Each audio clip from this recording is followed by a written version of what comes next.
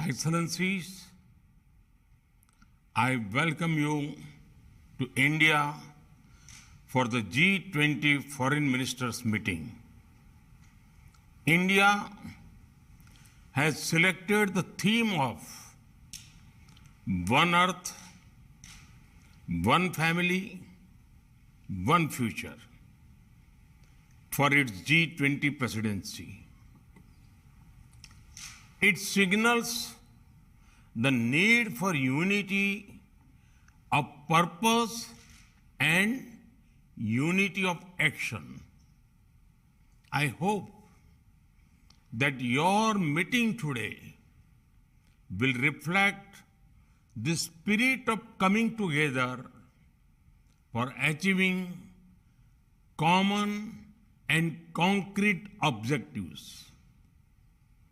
Excellencies, we must all acknowledge that multilateralism is in crisis today. The architecture of global governance created after the Second World War was to serve two functions. First, to prevent future wars by balancing competing interests. Second, to foster international cooperation on issues of common interests. The experience of the last few years, financial crisis, climate change, pandemic, terrorism, and wars clearly shows that global governance has failed in both its mandates. We must also admit that the tragic consequences of this failure are being faced most of all by the developing countries. After years of progress, we are at risk today of moving back on the sustainable development goals. Many developing countries are struggling with unsustainable debt while trying to ensure food and energy security for their people. They are also the ones most affected by global warming caused by richer countries. This is why India's G20 presidency has tried to give a voice to the global south. No group can claim global leadership without listening to those most affected by its decisions. Excellencies, you are meeting at a time of deep global divisions. As Foreign Minister, it is but natural that your discussions are affected by the geopolitical tensions of the day. We all have our positions and our perspectives on how this tension should be resolved. However, as the leading economies of the world, we also have a responsibility toward those who are not in this room.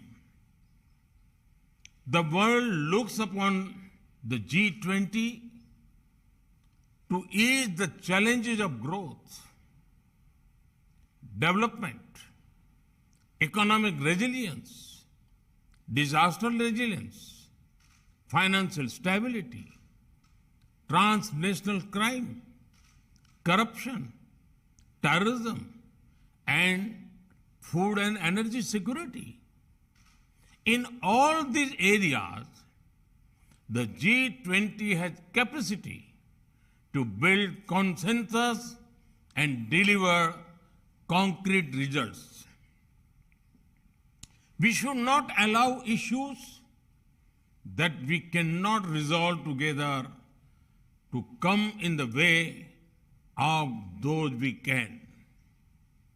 As you meet in the land of Gandhi and the Buddha, I pray that you will draw inspiration from India's civilizational ethos to focus not on what divides us, but on what unites us. Excellencies, in recent times, we have seen the most disastrous pandemic of a century. We have witnessed thousands of lives lost in natural disasters. We have seen global supply chains break down during times of stress. We have seen stable economies suddenly overwhelmed by debt and financial crisis.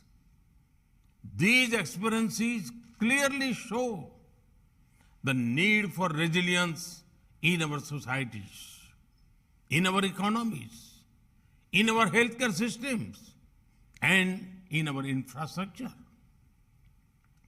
The G20 has a critical role to play in finding the right balance between growth and efficiency on one hand and resilience on the other. We can reach this balance more easily by working together. That is why your meeting is important. I have full trust in your collective wisdom and ability. I am sure that today's meeting will be ambitious, inclusive, action-oriented, and will rise above differences. I thank you and wish you all the best for a productive meeting.